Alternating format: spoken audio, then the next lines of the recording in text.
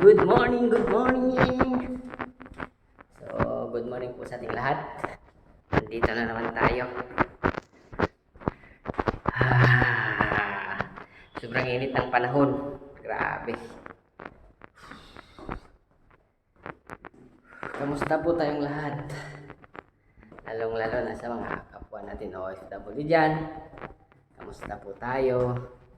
Sana po ay nasa mabuting kalagayan ang lahat. So, Lunes na naman. Lunes na naman ang umaga. 17th ng June 2024. So, ayan. Papasok na naman tayo sa trabaho. So, ngayon yung pang-ano natin, panghuling araw sa ating 30 days challenge na ginagawa. So, yan. Yay! So, ayun, natapos natin yung yung ating 30 days challenge na ginagawa na magre-record ng video.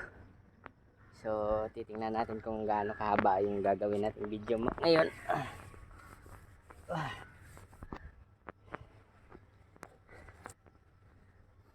ayan.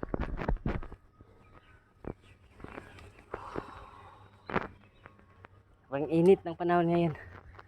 So, yun nga po ang ang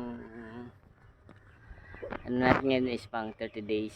Yung pang 30 na magre-record natin ng video. And yun, natapos natin yung ating challenge na 30 days.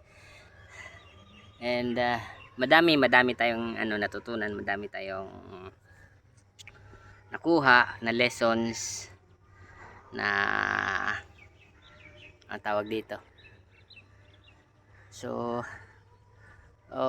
para sa akin, I feel na successful naman yung ginawa nating 30 days challenge dahil nga na-feel ko, nakita ko din na may naibigay siya sa akin. Lalong-lalo na sa confidence ko, pagsasalita, yung perseverance na tinatawag natin na kung gagawin mo talaga yung isang bagay within span of time, daily, talagang maano mo siya, magiging hindi man totally magiging successful, pero at least merong improvement, di ba? Yun ang take away doon sa ginawa nating 30 days challenge. And yun, masaya ako na natapos natin yung ating 30 days challenge at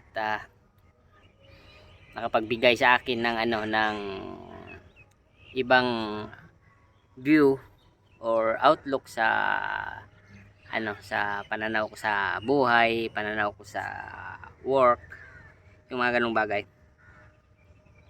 At saka yun, ang din may share ko sa inyo is talagang sa buhay kailangan mo talagang trabahuin. Hindi tayo dapat maging kampante sa lahat ng bagay.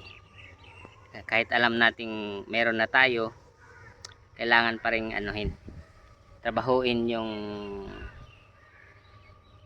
trabahuin at bigyan ng panahon yung isang bagay para sa ating buhay, relasyon, trabaho.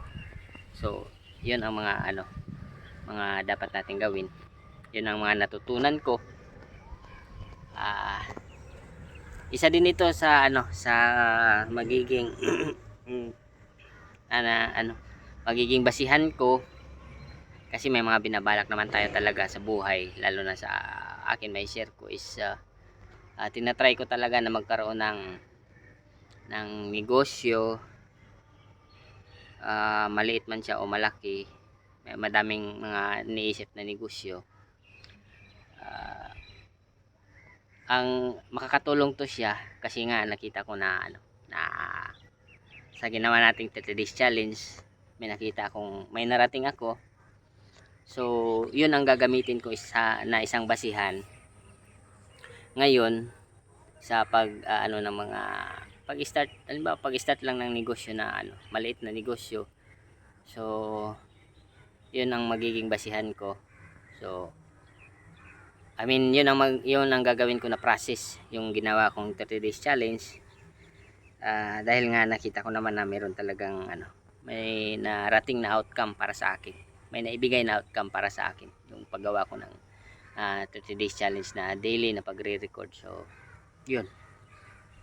Isa yun sa mga take away na natutunan ko sa ginawa nating 30 days challenge.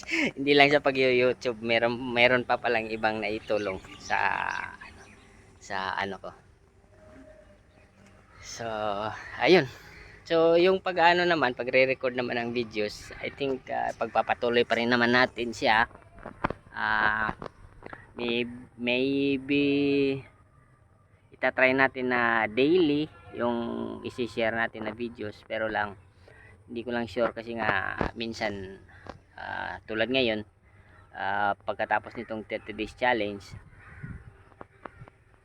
anong magiging challenge na ano natin, wala na, di ba?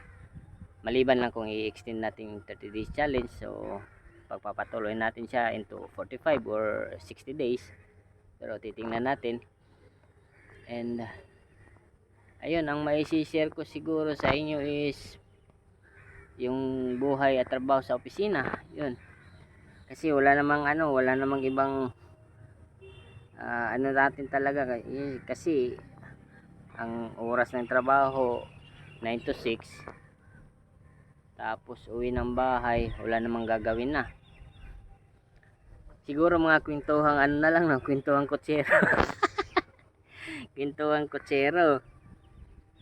Pero titingnan natin kung may mga bagay tayong magandang i-share, kakapulutan ng aral, so gagawin natin, di ba? So yun lang ang natin ngayon. Pagpapatuloy natin yung kwentuhan mamaya doon sa opisina, pagdating ko doon sa office. At naghihintay kami ngayon ng service namin, sasakyan papuntang opisina. So mga within 5 minutes siguro nandito na yun. So yun.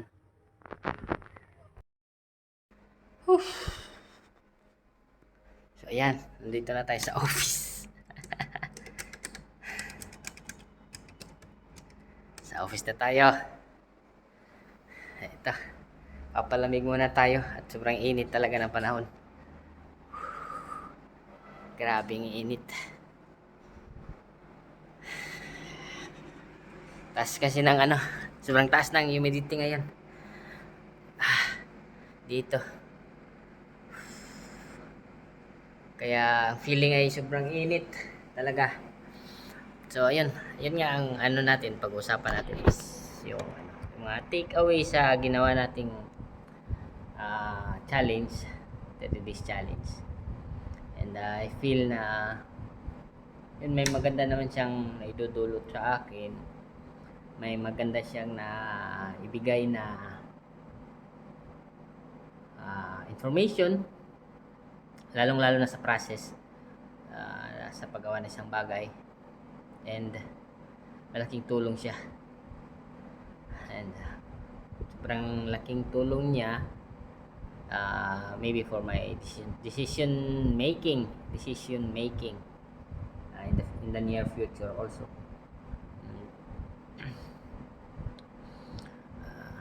Natutunan ko doon na hindi sa lahat ng bagay ay makukuha mo sa isang araw, 2 araw, 1 linggo lang. Kailangan mo talaga siyang bigyan ng oras, gagawin mo siya araw-araw within a span of time. Yun ang pinakamagandang doon, process. Yun nga, sa naman, sa mga decision making naman, minsan may mga decision talaga na kailangan mo siyang gawain o pagdesisyonan within that time frame. Yun nga lang, kailangan mo din pag-isipan yung mga magiging decision mo sa buhay.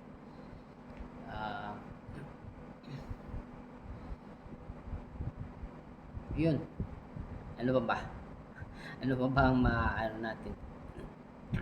So ang magiging setup natin pagkatapos dito siguro is yung mga daily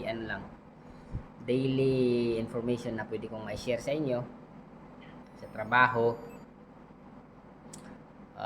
sa experience sa buhay, experience sa pagiging OFW, yung mga ganung bagay. So, kaya ina-encourage ko yung mga makakapanood nito na video na to is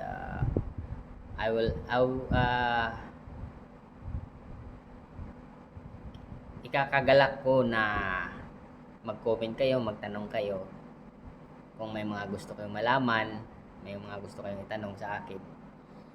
At willing akong sagutin ang mga bagay na yon para magkaroon tayo ng conversation baga o connection man lang sa ating mga viewers, mga subscriber natin dyan. So sa mga hindi pa nga nakapag-subscribe dyan sa atin, mag-subscribe na kayo, malaking tulong yun sa atin. Malaking tulong yun sa ating ginagawa at hindi lang sa ating ginagawa na tayo, alam naman natin yung purpose minsan is ma-monetize. Pero ang kasi yung mga pag halimbawa nakikita nating merong mga subscribers, may nagko-comment, may nagla-like ng videos natin, na-encourage tayo na mas gumawa pa at mas gagalingan pa yung mga ginagawa natin. So yun ang doon. So matutuwa tayo pag may mga subscriber, may mga comments, may mga suggestions na tayong matatanggap galing sa ating mga viewers, di ba? Pero hindi naman sa pilitan, halimbawa kung hindi nyo feel na mag-subscribe, mag-comment o mag-like, ayos lang naman yun. Hindi naman tayo sa pilitan na talaga na kailangan mo talang gawin pag nakita mo yung video natin.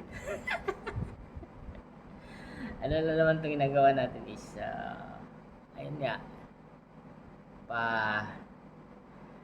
palipas oras, din yung halimbawa may lalabasan tayo, may iba din kasi yung yung feeling na ilalabas mo yung mga nararamdaman mo, yung gusto mong ilabas kahit sang platform, either sa diary, pagre-record ng sarili mo at i-upload mo sa video sa o kaya i-share mo sa ibang tao. So ang pagre-record ng video sa mga gusto mong sabihin, gusto mong ilabas sa nagaling sa nararamdaman mo is another form of sharing into the public. At yan, ang maganda doon is, ang maganda kasi sa pagre-record at pag-share sa ibang platform is yung information na may ibabahagi mo sa ibang tao is nandoon, compare sa halimbawa idadayari mo lang, susulat mo, ikaw lang yung makakabasa, may lalabas mo nga yung feeling mo pero ikaw lang yung makakabasa, walang nang information o walang knowledge or something na kakapulutan ng aral kung meron man na may babahagi mo sa ibang tao. So ayun, so trabaho na naman ulit tayo. It's a Monday morning. Let's be positive always at lagi nating iisipin na ang ginagawa natin is for somebody na siyempre para sa sarili natin and also for the people na nakadepende sa atin, lalo pag may mga pamilya na tayo. Ang mga bagay na ginagawa natin, alam naman natin is for them. Yun nga, as much as possible sasabihin ko na much better na mag-spend ng mataas na oras sa pamilya kaysa kumita ng pera. Based on my experience lang. So yun, ingat po tayo palagi and God bless.